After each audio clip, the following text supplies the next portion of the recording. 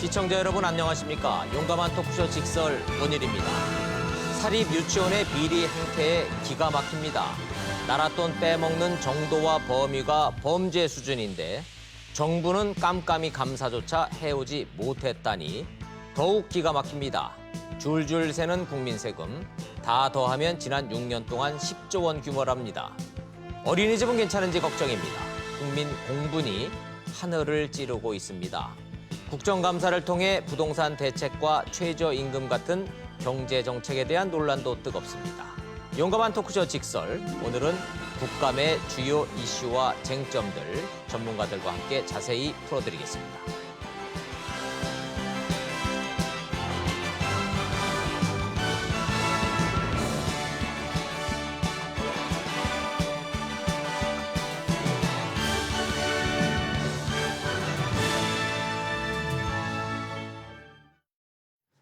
함께해 주실 패널 세 분 소개하겠습니다. 부산 가톨릭대의 차재원 교수님, 계명대의 김관옥 교수님, 그리고 서정욱 변호사님 세 분 나오셨습니다. 어서 들어오십시오. 안녕하십니까? 지난 2012년부터 지금까지 만 6년 취학 전 아동에게 주는 나랏돈, 이걸 누리과정 지원금이라고 하는데 다 합치면 10조 원입니다. 어마어마하게 많습니다. 이거 일부 빼먹은 많은 유치원들도 문제, 어디 썼나 확인도 못한 정부도 문제, 학부모와 세금 낸 국민들 정말 기가 막힐 뿐입니다. 이거 어찌해야 합니까? 정부 대책부터 들어보시고 토론 시작하겠습니다.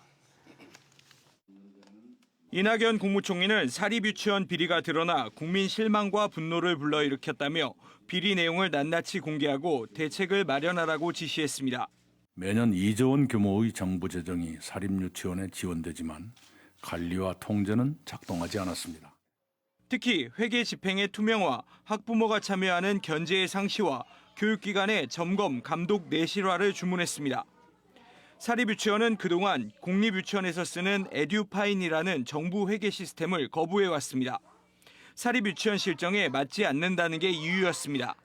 그러다 보니 유치원 수업료나 누리과정 지원금을 쌈짓돈처럼 펑펑 써왔던 겁니다.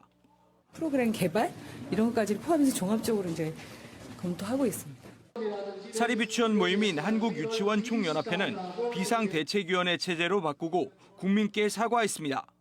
저희들도 더욱 건전하고 국민들한테 사랑받는 사립유치원이 되도록 최선을 다하겠습니다.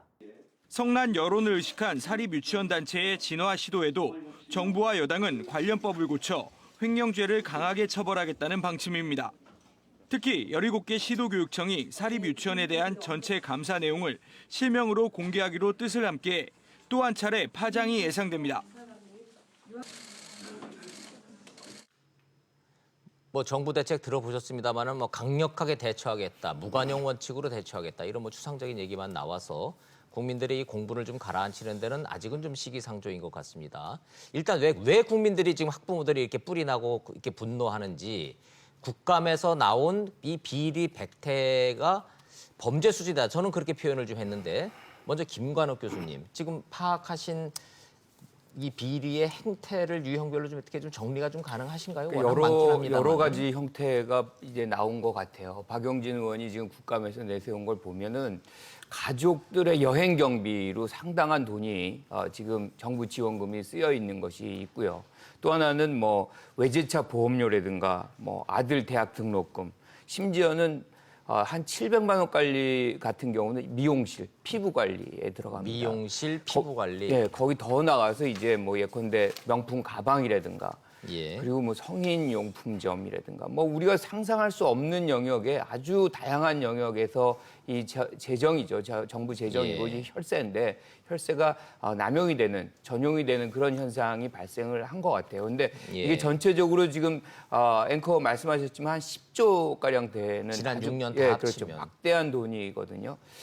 이 부분에서 지금 저는 이렇게 생각을 해요. 그러니까 유치원들, 전용한 그런 유치원들도 문제지만 예. 이 부분을 세금을 받아서, 혈세를 받아가지고 지원만 하고 실질적으로 감독이 안 돼서 이런 것이 방치된 정부에게도 상당한 책임이 있다.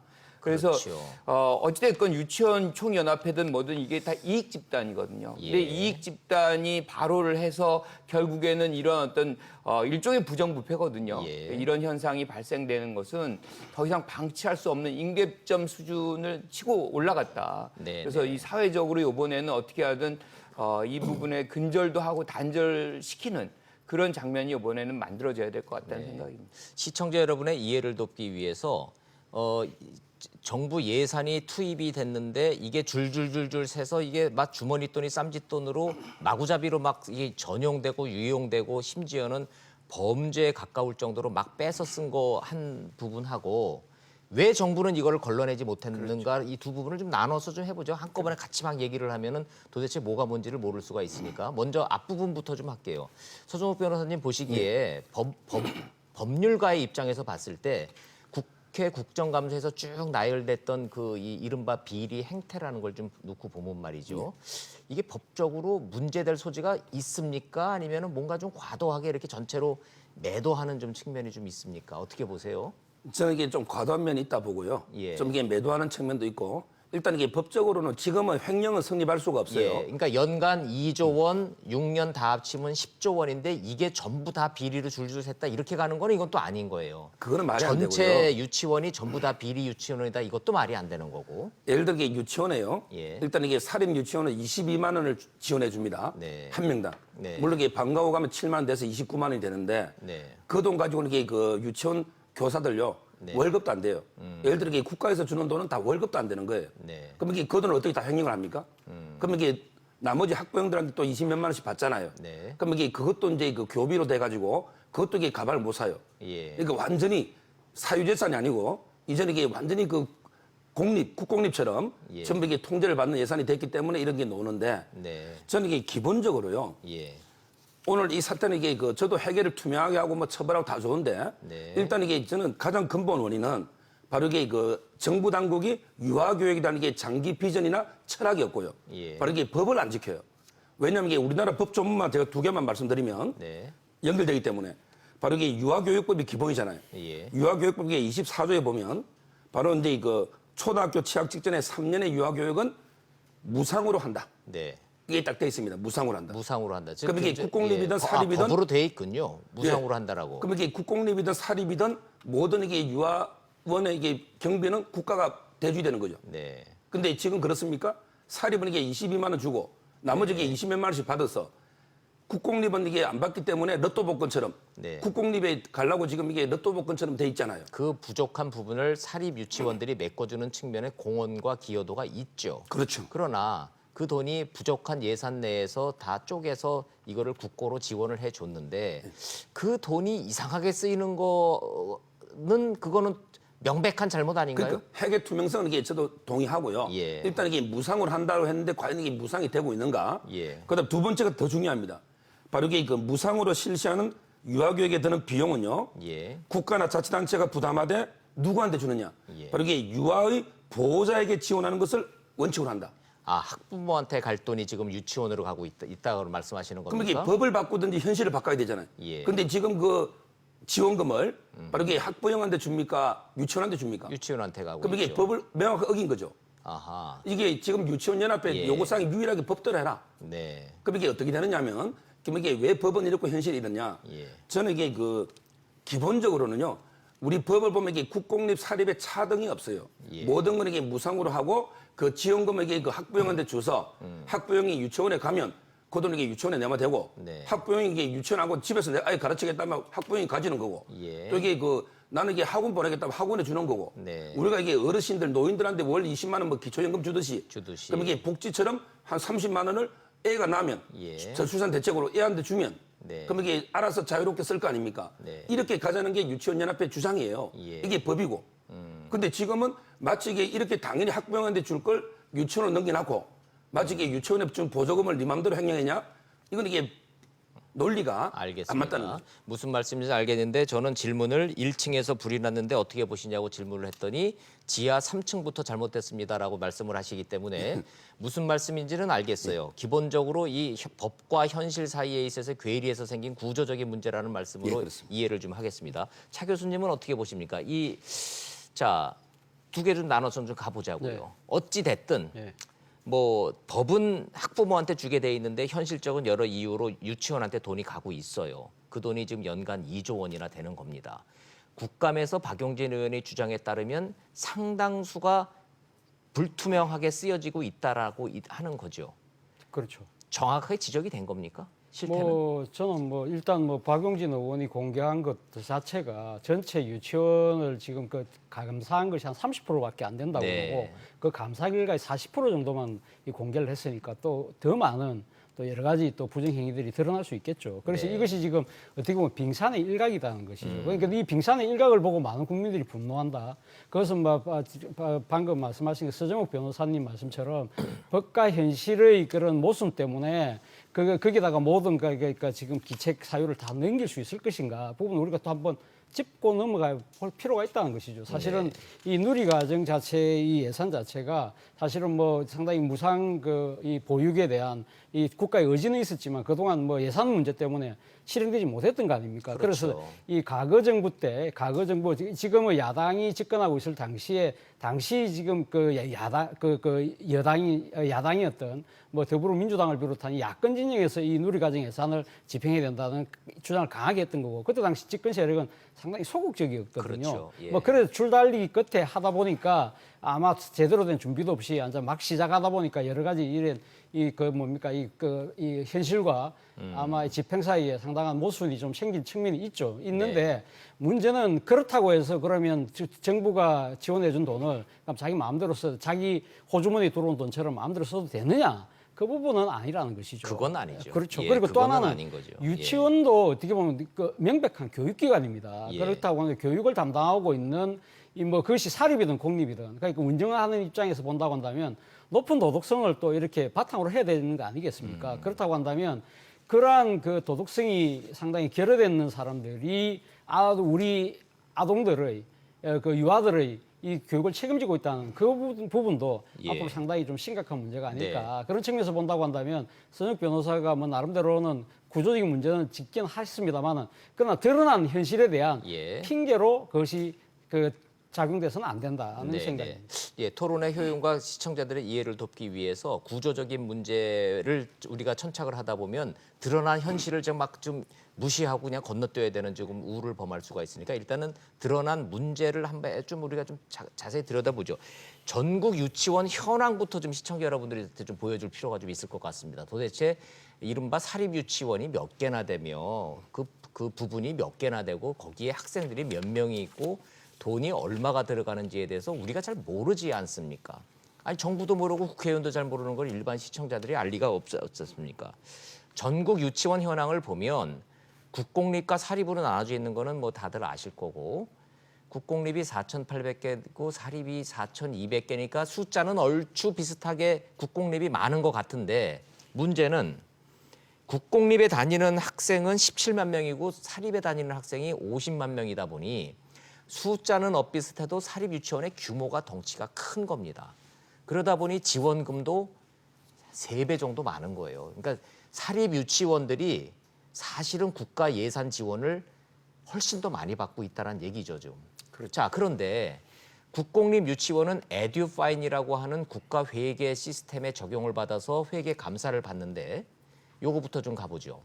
왜 사립 유치원은 그 회계 감사를 지금까지 안 받아왔습니까? 그거를 2012년도에 누리과정을 처음 시작하면서 예. 사실은 이제 그거를 받게 하는 건데 굉장히 조직적으로 이걸 저항을 해요. 그래서 사립 유치원 사립 쪽에서? 유치원 쪽에서요. 그래서 2015년대도 다시금 이제 이 에듀누리죠. 예. 에듀파인. 에듀파인에 이제 접속을 해서 이 회계 처리를 해라 그러는데 그때는 어떤 일이 벌어지냐면 이 유치원 총연합회가 오히려 아이들을 볼모로 해서 그러면 파업을 하겠다. 일종의 이제 파업을 해버리겠다. 휴무를 하는 거죠. 그러니까 예. 유치원을 열지 않겠다. 갑자기 50만 명의 유치원생들이 갈 데가 없어지면 그렇죠. 학부모들이 곤란해지고. 예컨대 학부모들 많은 분들이 이제 직장을 다녀야 되는데 거기에서 이제 만약에 유치원을 파업을 하게 되면 어떻게 되겠습니까? 예. 직장도 못 나가게 되는 그런 장면이 벌어지고 이런 것 국공립은 그걸 수용할 능력이 안 되고. 그렇죠. 예. 이제 그런 장면에서 사실 이것이 미뤄진 거고 여태까지도 안 돼 있는 거예요. 그러니까 회계 투명성을 구조적으로 거부하고 주도하고 있는 부분은 이 유치원 총연합회가 주도적으로 지금 하고 있는 거거든요. 그러니까 이건 본연의 어떤 이익 집단의 본연의 모습을 지금 그대로 보이고 있는 것이고 그들의 어떤 이익, 편리성을 위해서 실질적으로 우리가 혈세가 투여되는 이거를 검증하는 방법을 원천적으로 막고 있다고 뿐이 볼 수밖에 없어요. 그리고 아까 말씀하신 대로 한 8,000개, 9,000개가 있지만 이번에 감사 벌인 거는 1,878개. 그렇죠. 빙산의 일각이라는 그렇죠. 거예요. 그러니까 거기서 한 20% 정도뿐이 이제 감사가 안 된 부분이거든요. 그래서 네. 우리가 그걸 다 들여다본다고 할 때에는 어떤 경우가 또 나올지 굉장히 사실은 참담함이 여기에 있는 거죠. 예. 그런데 이게 표를요. 예. 저게 제대로 봐야 됩니다. 저 표를 한번 보시면 네. 국공립 유치원이 이게 4,801개죠. 네. 근데 사립보다 수는 많죠. 네. 근데 학생 수는 11만 사립이 이게 명. 훨씬 많아요. 예, 한 3분의 1밖에 75%. 안 돼요. 예, 맞습니다. 그게 일단 다르고요. 네. 그다음에 저기 중요한 게 국공립 유치원은 11만 원 지원금이죠. 네. 근데 국공립 유치원이 11만 원 지원해주면 사립하고 이게 3배 차이 난다고 앵커님 말씀하셨잖아요. 네. 이게 상식으로 말이 됩니까? 국공립이 훨씬 이게 교사들 월급도 많고 네. 또 이게 교육이 좋은데 11만 원 어떻게 유지해요? 예. 국공립은요, 예. 한 명당 한 100만 원 정도 들어간다 봅니다. 100만 원. 네. 그럼 이게 왜 저 11만 원이냐?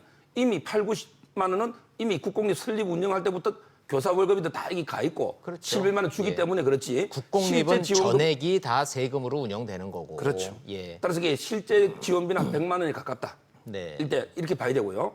그다음에 저 사립에 29만 원인데요. 원래는 이게 22만 원이고 네. 7만 원 이게 방과 후에 지원자 하는 사람은 7만 원 더 주고 네. 안 하는 사람은 이게 안 하기 때문에 22만 원이 우리 이게 정확한 금액이 되는 거고요. 좋습니다. 예. 그러니까 따라서 서 이게 변호사님 말씀은 통계를 정확하게- 나라에 돈이 충분히 많아서 사립 국공립 가리지 않고 그게 몇 개가 됐든 10,000개가 됐든 20,000개가 됐든 전부 다 나라가 세우고 정부가 세워서 운영하고 교사 뽑고 월급 주고 급식하고 그러면 아무 문제 없는 거예요. 그러면 회계감사 받는 거예요. 그러나 현실적으로 지금 나라 재정이 전부 다 할 수 없으니까 부족한 부분은 사립 유치원하고 나눠서 할 수밖에 없는 현실인데 자 중요한 건 다시 돌아와서 어찌 됐든 나라 돈이 들어가는 거잖아요. 그럼 왜 회계감사를 안 받냐? 근데 무슨 헌법소원까지 낸 적이 있잖아요. 거기에 저 두 가지를 말씀드리면 예. 제가 이게 유치원연합회 대변인 온 건 아닙니다. 저는 네. 이게 법만 가지고 저 법조인의 양심으로 하는 이야기인데요. 네. 일단 이게 그 에듀파인 회계감사는요. 네. 지금 이게 그 대신에 이런 규정이 있습니다. 바로 이게 그 유치원연합회에서 개정을 계속 요구하는 규정인데요. 예. 거기 보면 이게 그 사학기관 재무회계 규칙 이런 게 있습니다. 네. 사학기관 재무회계 규칙. 예. 근데 이 규칙을 개정해서 별표에 전부 이게 투명하게 하는 규정을 다 해놔버렸어요. 네. 따라서 이게 그 실제 에듀파인 국공립처럼 거의 동일하게 네. 오히려 이게 다 감독할 수 있도록 투명하게 이미 이게 만들어놨는데 이게 오히려 현실에 안 맞는 이 규정이 이걸 개정해달라고 유치원연합에서 이게 계속 요구하고 있잖아요. 심지어 이 규칙에 보면요. 예를 들어 유치원 운영하다 보면 적자다 보면 차입할 수도 있잖아요. 네. 근데 이것도 무조건 전입금으로 설립자 보고 내놔라. 차입금에게 이자도 인정 안 해주겠다. 이게 현실에 안 맞다는 거예요. 따라서 이게 이미 저는 국공립처럼 투명화돼 있고요. 규정에 의해서. 네. 오히려 이게 현실에 너무 안 맞게 개정해달라. 이게 요구라는 것도 우리가 귀담아 한번 들어봐야 되고요. 네. 그다음에 하나만 더 말씀드리면 일단 이게 유치원의 법적 지위가 뭔가 예. 이거부터 규정해야 돼요. 또 이게 유치원이 이게 개인 장사하는 게 개인 사유물 재산인가? 네. 우리가 이게 유치원에가 돈 벌듯이 네. 아니면 이게 초등학교처럼 학교 법인인가? 이 본질을 봐야 되는데 네. 지금 이게 우리나라 그 법을 보면 유치원의 법적 지위는 비영리 재단 법인도 아니고 비영리 개인 사업자. 네. 그러니까 영리를 취하면 안 되고 그런데 법인은 안 되잖아요. 네. 따라서 이게 비영리 개인 사업자인데 그럼 이게 유치원을 내 돈 들여가 한 30억 들여 유치원 지었다. 네. 그럼 이게 비영리니까 나는 이게 유치원에서 10원도 못 가져가는 거예요. 원장으로서 일한 만큼 월급만 딱 가져가고 그래서 이게 가방 산 것도 문제되는 거예요. 그럼 이게 내가 관익에 3, 40억 들어서 유치원 지어서 국가에 헌납한 것처럼 오히려 이게 국가에서 지원 안 해주고요. 예. 옛날처럼 이게 다 시장 자료 맡겨놓으면 유치원에가 돈 버는 사람도 많아요. 네. 근데 지금 이래 되면 이게 누가 유치원 하겠습니까? 따라서 이게 법적 지위도 좀 분명하게 규명한 다음에 뭐 횡령이든 뭐 이게 어떻게 바꿔야 되는지 이게 논의되지 않나 이래 보는 거예요. 그러나 그렇다고 사립 유치원 하면서 손해 보면서 이 장사하는 분들이 있습니까? 원장 월급만 딱 가져갈 수 있는 거예요. 아, 그렇지만 예. 원장님 월급을 가져가면서도 이 시장 원리에 맞춰서 그것이 만족스러우니까 유치원 사업을 하는 거 아니겠습니까? 병원과 같은 개념으로 국민들은 이해를 좀 하고 있거든요. 예. 비영리지만 의사 선생님들 돈 벌지 않습니까? 의사 선생님들이 원장 월급 가져가는 거지 무슨 다른 수입 내나요? 마찬가지로 사립 유치원도 비영리로 법적으로는 돼 있지만 월급을 많이 가져가면 그걸로 돈을 버는 거지 않습니까? 그거를 못 벌게 하는 거는 아니지 않습니까? 그렇게 근데 이해가 월급도요 되는데요. 원장이 자율적으로 책정하는데 네. 예를 들어 이게 1,000만 원 가져가면 이것도 통제를 합니다. 네. 월급도 이게 대충 아니 근데 그러나 그 회계 감사를 거부하고 안 받고 있는 게 지금 지적되고 있는 거 아니겠어요? 네. 그거에 대해서 어떻게 하시냐요? 그 헌법 소원 받아들여졌습니까? 그건 이게 안 받아들였죠. 안 됐죠. 예. 차 교수님 그 내용 어떻게 보세요? 이 회계 감사를 거부한다. 자, 사립의 특성이 감안되지 않아서 우리는 국공립에 적용되는 에듀파인이라는 정부 회계 감사 시스템 우리는 적용 못 받겠다. 이거 합리적입니까? 저는 뭐 합리적이지 않다고 봅니다. 왜냐하면 사실 이분들은 앞서 우리 서정욱 변호사님 말씀하신 것처럼 자신의 개인 뭐 거액을 출자해서 그러니까 그 유치원을 만들었다. 그렇기 그렇죠. 때문에 내 사유재산이라는 생각이 상당히 강한 것 같아요. 그러니까 정부로부터 공적인 지원을 받으면서도 이건 내 사유재산이니까 일단 내한테 들어온 돈은 내가 알아서 마음대로 하겠다는 생각이 상당히 강한데 네. 물론 지금 사립 중고등학교하고 바로 그 등가적으로 이렇게 비교할 수는 없지만 사립 중고등학교도 따지고 보면 이 지금 자기 개인 재산이라고 이야기하는 사람들도 꽤 있잖아요. 네. 그죠? 그러면서도 여러 가지 그 정부로부터의 그런 이 사립 중고등학교 같은 경우 자기 재산권을 방어하기 위한 여러 가지 노력들을 합니다만 그럼에도 불구하고 정부로부터 지원을 받으면서 사립 중고등학교 같은 경우는 지금 에듀파인 이 국가가 지금 규정하고 있는 이런 교육 회계 시스템을 쓴다는 것이죠. 예, 그런데 왜 그러면 유치원만 그럼 자기들은 빠지겠다? 우리는 국가로부터 지원은 지원대로 받고 그 운영은 내 알아서 하겠다는 예. 식의 이야기. 그럼 잘했다고 한다면 문제가 없지만 그러나 이런 식으로 명백하게 자신의 그 국가로부터 받은 돈을 자신의 또 이 기존에 쓰던 그 회계 뭡니까 이 거기다 넣어서 같이 거기다가 흥청망청 써버리는 것이 드러나고 있다고 한다면 이제는 분명하게 선을 그어줄 필요는 있지 않나 생각합니다. 알겠습니다. 그러면 시청자들 입장에서 이 문제를 이 얘기 나왔으니까 어차피 우리는 심층 토론이기 때문에 이 구조에 대해서는 한 발짝 좀 더 들어가 볼 필요가 있다고 봅니다. 시청자 여러분들은 어떻게 생각하십니까? 사립 유치원들은요. 국가가 돈을 처음부터 설립할 땐 돈 안 줍니다. 내가 내 돈 들여서 땅 사서 건물 지어서 거기에다 자재 집어넣고 교사들 뽑아서 사립 유치원을 여는 겁니다. 돈이 많이 들어갔어요, 기본적으로. 그런데 정해져 있는 요만한 원비 가지고는 운영이 안 되니까 국고에서 지원을 받는 겁니다. 처음에 투자된 자본에 대한 이 사유재산권을 인정을 하기 때문에 국고 지원금은 당연히 나라가 할 일을 우리가 대신하는 거니까 들어온 돈은 내 돈처럼 내가 자유롭게 쓸 수 있게 해달라. 이 논리인데 아주 틀린 논리도 아니라는 생각이라는 거죠. 지금 이 유치원 측 주장은. 전 틀린 논리라고 생각을 해요. 아, 그렇습니까? 예, 우리가 아니 이제 사립 대학들도 그렇지 않습니까?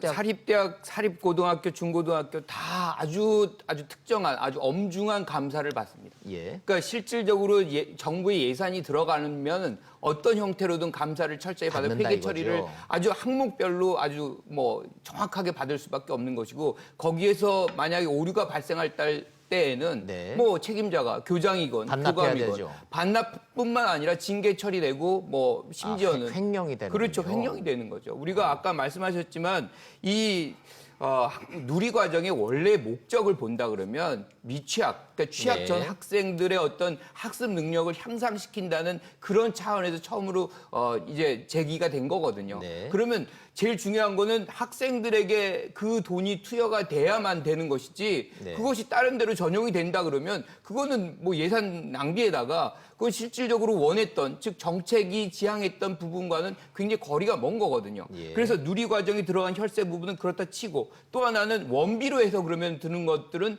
뭐 원장이 마음대로 써도 되느냐? 예. 그것도 아니죠. 왜냐하면 학부모가 학생들을 위해서 쓰라고 해서 원비를 준 것이지 그거를 전용을 해서 내가 명품 가방 사고 이렇게 한다 그러면 예. 실질적으로 학부모가 그 유치원에 보낼 수 있는 동기가 전혀 없지 않습니까? 그러면 근본적으로 사립 유치원은 사유재산이 아닙니까? 저는 공공성이 굉장히 강조되는 사유재산이다 이렇게 생각을 해요. 그래서 아하, 예. 비영리라는 부분이 들어가는 것이고 예. 어떤 경우는 우리가 뭐 어떤 회사건 횡령을 하게 된다 그러면 그거는 실질적으로 내부에서 어떤 증거 자료가 있고 그렇다 그러면 고발이 되면 그거는 처벌을 받을 수밖에 예, 없어요. 예. 그래서 지금 재산권을 얘기할 때가 아니다. 항목별로 잘 쓰였으면 모르지만 네. 그것이 누리과정을 제외한 부분에서도 원비로서도 다른 전용을 하게 되면 이거는 횡령이 되는 것이죠. 횡령이 된다. 서 변호사님 법적으로 좀 이 부분은 좀 추가 설명 좀 부탁드리겠습니다. 지금 이게 그 정확하게 법적 지혜를 알아야 되는 게 예. 일단 이게 사립 유치원에서 이게 국가 보고 지원금 달라고 했습니까? 안 받겠다는 거예요. 아하. 안 받겠다는 돈을 이게 억지로 돈을 주놓고 야, 니 돈 받았으니까 감독 받아. 네. 또 이게 네 마음대로 이익 못 가져가. 잠깐만요. 잠깐만요. 예, 돈을- 잠깐만요. 요 대목에서 예. 사립 유치원들이 정부 예산을 요구한 바가 없습니까? 전혀 없고 지금 이게 성명서도 보세요. 안 받겠다는 거예요. 아, 왜? 아니 그 부분은 좀 다른 분들 의견도 좀 제가 이게 있습니까? 비대위 성명서를 가져왔잖아요. 예. 왜 그러냐면요.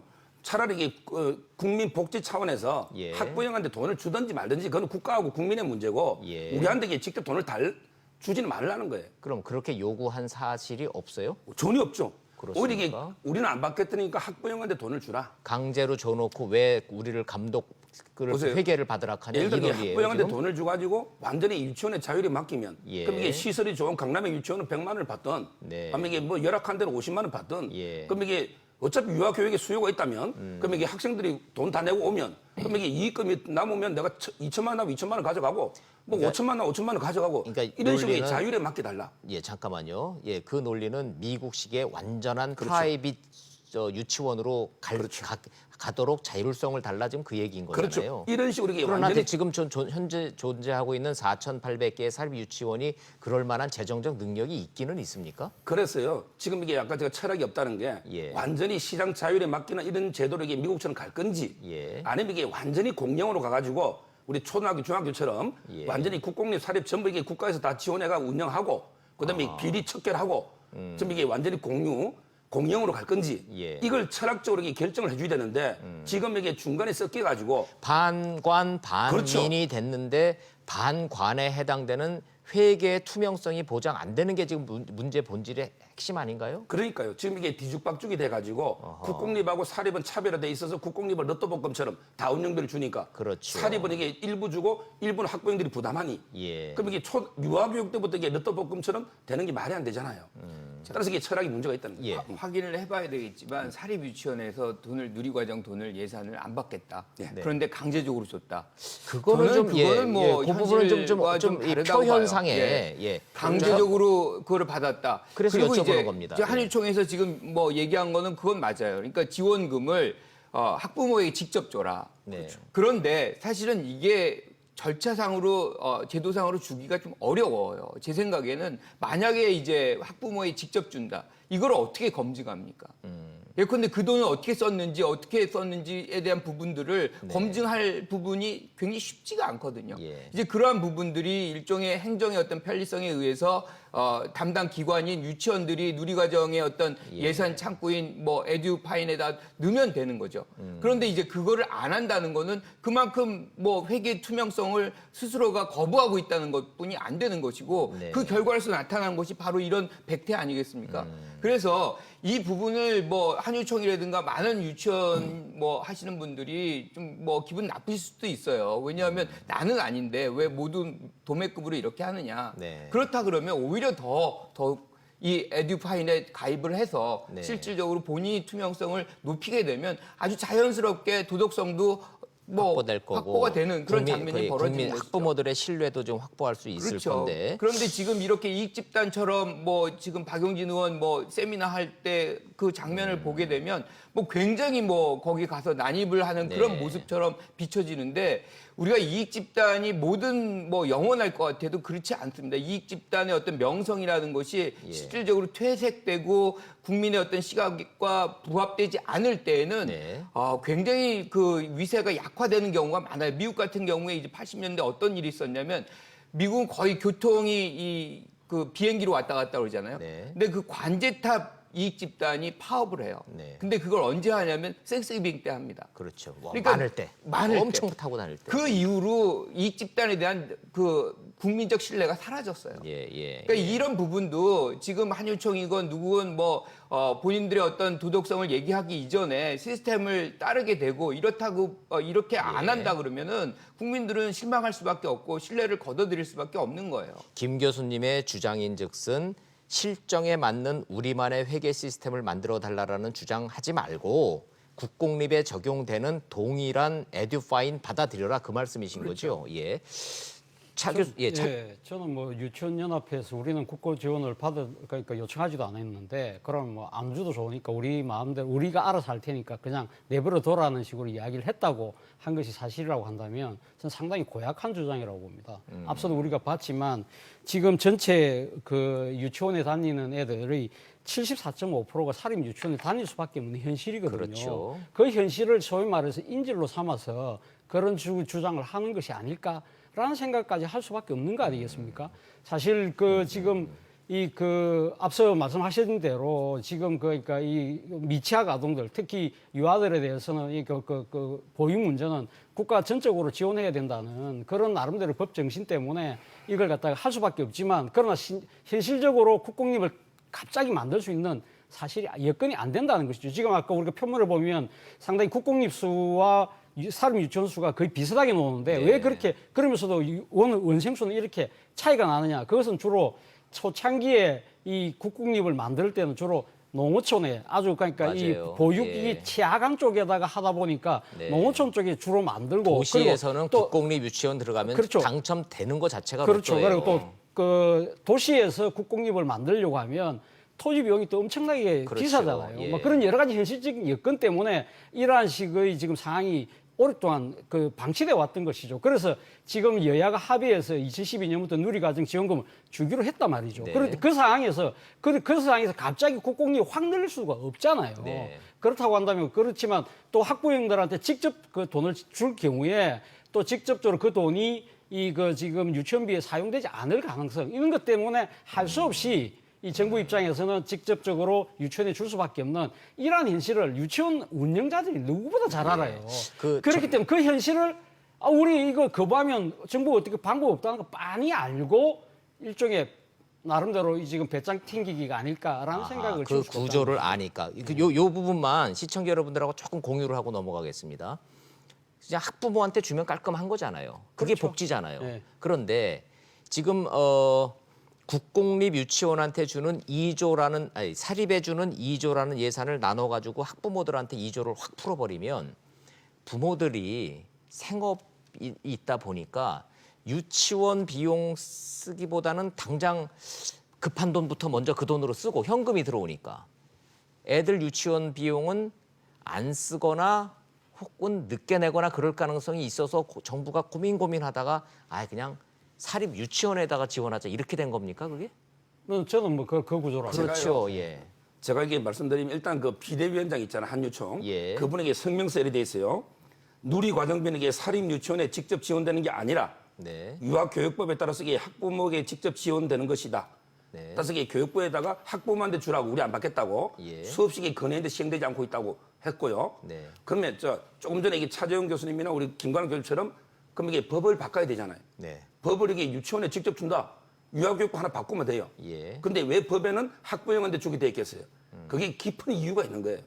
어떤 이유가 있습니까? 예? 어떤 이유가 바로 있습니까? 이게 이제 유아교육의 철학인데요. 예. 예를 들어 이게 딱 이게 유치원 한 데만 직접 줘버리면 유치원 안 가는 사람들에게 국가 복지를 혜택을 못 받죠. 그렇죠. 그렇죠?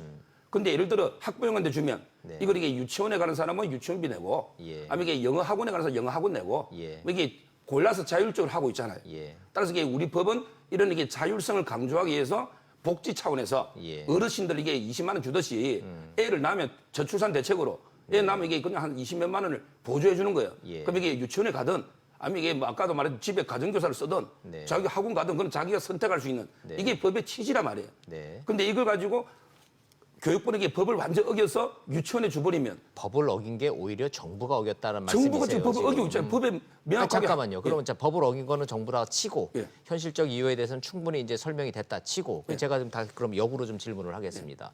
사립유치원 연합회의 공식적인 입장이 그럼 돈 우리 주지 말고 학부모들한테 줘라. 우리가 알아서 할게. 이게 이거예요, 지금? 그렇습니다. 그러면 그렇고요.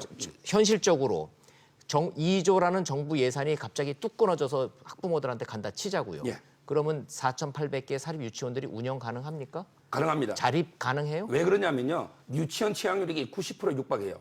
그럼 이게 예를 들어 학부형이 아니 자기가 그 돈 받을 얘기는 때에서 학부형들한테 그러면 지금 받는 원비가 예를 들어서 20만 원인 거를 50만 원씩 올릴 거 아닙니까? 그래 올리죠.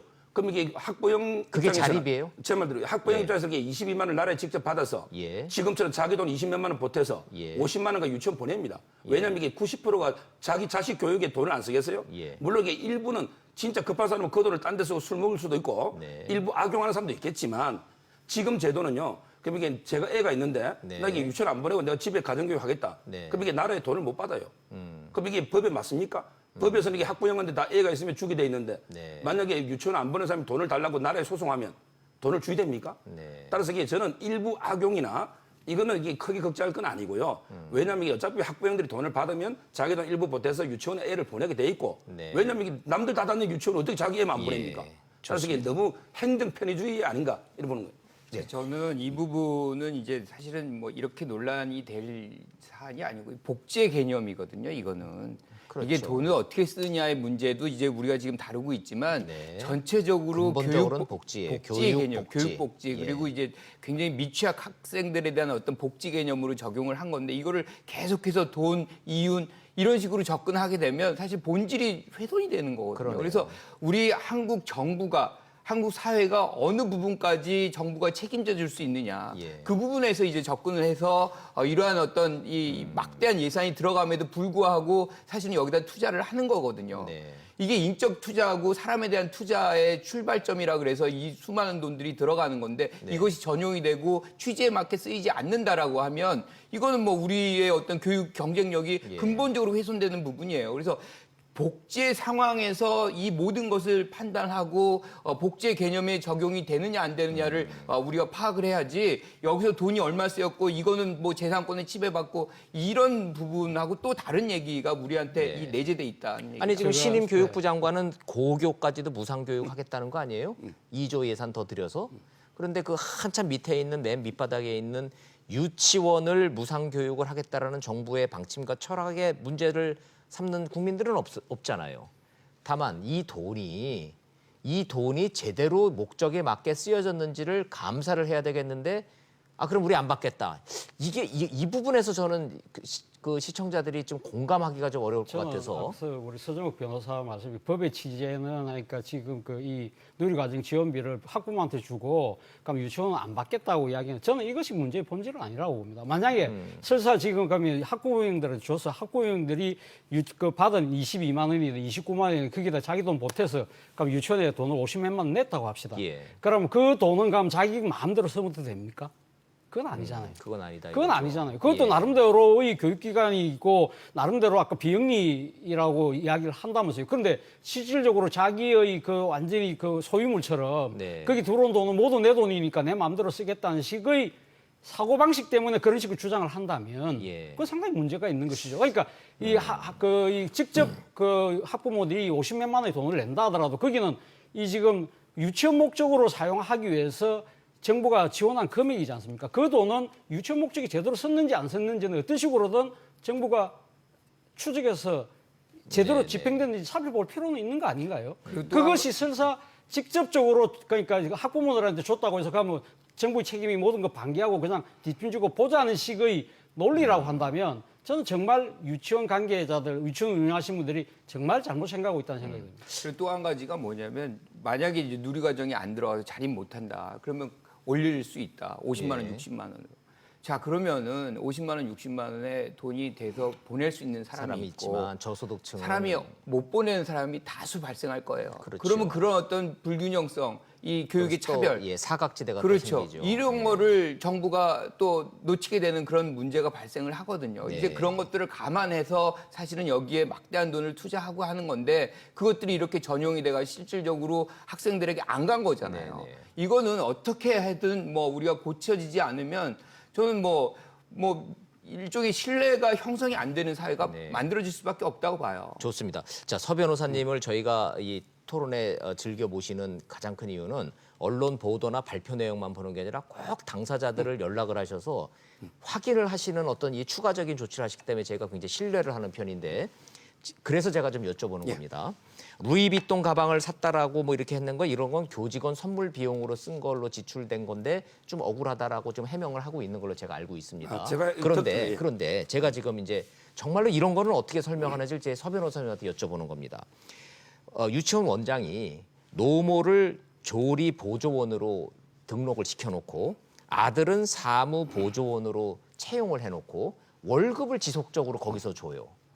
자, 그럼 누구든 필요 하기는 하지만 굳이 이렇게 친인척을 채용을 해서 월급을 받는다는 얘기는 이게 나랏돈 월급으로 빼먹겠다라는 의도밖에는 국민들은 의심할 거 아닙니까? 그렇죠. 이건 뭐라고 해명해요? 이 그런 부분은? 비리에 대해서는 입이 10개라도 할 말이 없고요. 그러니까 그거는- 사과를 했습니다. 그거는 사과해요. 그거는 이게 사과를 하고 그건 잘못된 예, 거죠. 예. 그거는 이게 진짜 범죄고요. 예. 따라서 그런 비리를 제가 옹호할 생각은 전혀 없고 네. 저는 이게 하나만 딱 한 말씀만 드리면 자, 지금 이게 사립 유치원이 4,220개인데 국공립은 이게 4,800개니까 훨씬 수가 적죠. 네. 근데 학생은 훨씬 많죠. 예. 이 말은 상당히 과밀하다는 거죠. 맞아요. 자, 그럼 이게 사립 유치원이 늘어나야 되겠죠. 네. 근데 이 상황에서 앵커님 같으면 이게 몇십억 들여가 유치원 짓겠습니까? 아니죠. 안 짓죠. 제 개인적인 생각을 물으신다면 안 짓죠.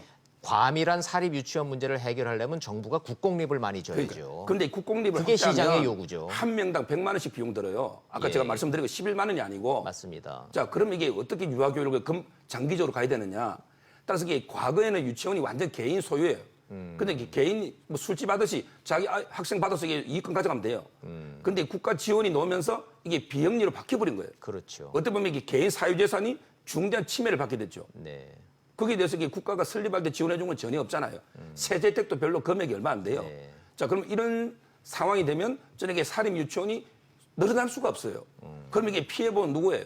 유아들 교육 환경이 나빠지는 거예요. 나빠진다, 그래서 이게 이거죠. 근본적으로 뭔가 저는 완전히 공영제로 가서 국공립이든 사회이든 충분한 운영비를 국가가 다 보조해주고 네. 그러면 예산이 한 2, 3조 더 들 거예요. 예. 지금 절반 주니까 예. 이런 식으로 이렇게 고등학교 교육처럼 완전히 공영체제로 가서 숫자도 늘리고 네. 장기적으로 충분한 이게 이윤도 보장해 줘야죠. 아하. 이렇게 근본적으로 바꿔야지. 지금 이게 뭐 핸드백이 어떻고 뭐 이런 거 한두 개 떠들다가 이게 그건 아주 끝나버리면 지연 무슨 말- 개선이 있습니까? 지연 말단적인 거네요. 자, 아니, 토론을 문제는 그까지 가는데 시간이 상당히 많이 걸리잖아요. 돈도 많이 그렇다고 들고, 한다면 예. 지금 현재 드러난 현실을 그러면 그냥 아무런 대책도 없이 그냥 덮어두고 그러면 상당히 국공립 늘어날 때까지 기다려야 되겠습니까? 그건 아니잖아요. 지금 그렇다고 이게 한다면 지금 지금 현재 참 현재 드러난 문제에 대해서 지금 상당히 어떤 식으로든 뭐 국가 직접 그러니까 유치원을 주든 학부모를 통해서 가든 국가가 유치원 교육을 위해서 국민들이 다 동의하에 그 돈을 주는 걸로 돼 있다고 한다면 그거는 이 지금 국민 혈세에 지출되는 합당한 목적에 의해서 사용돼야 될 거 아니에요. 네. 그럼 그것이 합당한 목적이 사용됐는지 안 됐는지 잘못되고 있다면 거기에 대한 대책은 문제지 만들어 놓고 가야 된다는 것이죠. 회계 감사는 받자는 말씀이에요. 차 당연히. 교수님이나 저 저도 정도 이게 저 정도 참여합니다. 나이가 돼서 애들 다 길러서 유치원 교육이 어떻게 되는지 사실은 잘 몰랐던 사람들도 내 주머니에서 나간 세금이 이런 식으로 전용되고 그냥 쌈짓돈 쓰인다? 이건 아닌데 이런 공부는 분명히 좀 존재하죠. 그렇습니다. 예. 자, 그럼 그렇게 좀 정리를 좀 해보고 마지막으로 계속 이 얘기만 할 수는 없는데 요거 시청자 여러분들하고 다시 요것도 공유해야 되겠습니다. 어린이집. 어린이집도 회계감사 안 받는다며요. 똑같다며요, 유치원하고 지금. 그게 4만 개나 되고 그것도 예산이 연 2조라며요. 그렇죠. 이게 어린이집은 제가 보기에 거기는- 유치원보다는 좀 더 심각한 것 같아요. 어린이집은 또 교육부나 교육청도 아니라 또 보건복지부 또 산하가 돼서 또 사각지대라면서요. 그럼 이거는 어떻게 해야 됩니까? 그래서 이게 아까처럼 이게 어린이집은 유치원보다 이게 더 훨씬 더 심각하죠. 상황이 더 개수도 이게 심각합니까? 많고요. 그래서 이게 아까 제가 말한 종합적인 뭔가 예. 이게 유아 교육 체계 개편이 나와야지. 따라서 이게 조금 전에 감사는 다 지금도 받고 있어요. 감사를 받았으니까 이번에 핸드백도 나오고 예, 뭐 이게 예, 예. 성인용품도 나오지 감사 안 받으면 어떻게 나와요? 맞아요. 그러니까 감사를 안 받겠다는 게 아니고 네. 에듀파인 그대로 이게 국공립하고 똑같은 시스템을 가느냐 예. 아니면 이게 사립에 좀 독자성을 두느냐 뭐 요 정도 차이는 있는데 저는 이게 회계 투명성은 전적으로 찬성하고요. 예. 다만 이게 지금 어린이집이든 유치원이든 모든 게 뒤죽박죽이 돼 있잖아요. 네. 따라서 이게 좀 뭔가 전체적으로 우리 초등학교 교육처럼 이게 유아교육도 이제는 필수거든요. 예. 거의 90% 이상이 받는 거 아닙니까? 그렇죠. 그렇다면 이게 그 고등학교도 준공하는데 저는 이게 유아교육을 왜 그렇게 못하느냐. 뭔가 이게 이런 데는 예산을 좀 써도 저는 이게 된다 봐요. 젊은 사람들이 교수님, 김 교수님, 젊은 사람들이 이런 얘기 자꾸 하면은 에이, 그제 이것도 보기 싫고 저것도 보기, 나 애 안 날라 이렇게 될까봐 걱정입니다. 그렇죠. 아무래도 이거 저출산하고 연결되는 거죠. 연결이 아주 심각하게 되죠. 엄마들은 애를 낳으면서부터 이제 교육을 생각하고 그것이 뭐 우리가 영어 이번에도 영어 논란이 되잖아요. 유치원에서 예, 영어 예. 가르친다, 뭐 초등학교 예. 영어를 가르치는 이유는 경쟁력을 강화시키려고 하는 거고 네. 그런 부분에서 뭐 유치원도 보내려고 하는 건데 유치원 경비가 많이 올라가고 그리고 또 그것이 실질적으로 제대로 쓰이지 않고 전용이 된다 네, 그러면 뭐 굉장히 혼란스럽고 그렇다 그러면 뭐 내가 애 낳아서 뭐 할 거야 뭐 이런 생각을 하지 않을 수가 없는 거죠. 그렇죠. 예. 사실 그 이 보육에 대한 그 이 논쟁은 지금 이제 뜨겁게 됐습니다만 사실 몇 년 전까만 하더라고요. 불과 아까 제가 2012년도 누리과정 지원 할 거냐 말 거냐 놓고도 상당히 당시 보호협 간의 갈등이 시끄러웠죠. 아주 시끄러웠거든요. 예. 그러니까 일종의 퍼주기 아니냐, 뭐 예. 이 복지 누수가 분명히 생길 것이다, 뭐 그런 여러 가지가 있었지만 지금은 야당도 지금 당시 그때 집권 여당이 야당도 지금 출산주도 성장을 하자는 거 아니겠습니까? 그렇죠. 그렇다고 한다면 예. 이제는 이렇게 사각지대에 놓여 있는 보육 부분에 대해서 이것이 결국 저출산을 해결하는 하나의 과정이라고 한다면 예. 여기는 조금 더 과감하게 우리가 투자할 필요가 있다. 이거에 대해서는 이제 국민적 공감대가 모여지고 있는 것이 아닐까. 네. 그렇다고 한다면 여기에 대한 그 복지에 대한 부담을 위해서는 또 우리가 좀 더 부담 더 하는 네. 그런 마음이 각오도 있어야 되지 않을까 생각해요. 저희 같은 기성세대들은 애들은 다 길렀지만 이 보육을 위해서 우리가 기꺼이 세금을 내고 젊은 사람들은 애를 많이 낳고 국가는 회계감사를 투명히 하고 유치원 원장님들은 목적에 맞게끔 사용해 주시고 이런 좀 합리적인 방법, 정상적인 방법으로 좀 가기를 좀 기원을 하면서 이 얘기 저 시청자 여러분들하고 한번 공유를 좀 해봤습니다. 시청자 여러분들 의견은 어떠신지 궁금하지만 다음 주제로 좀 넘어가도록 해보죠. 국회 국정감사 이렇게 하면서 제일 뜨거웠던 게 그래도 저 최저임금 이 차등화 문제는 어떤 형태로든지 결론이 좀 나야 될 문제 같은데 이거 궁금합니다.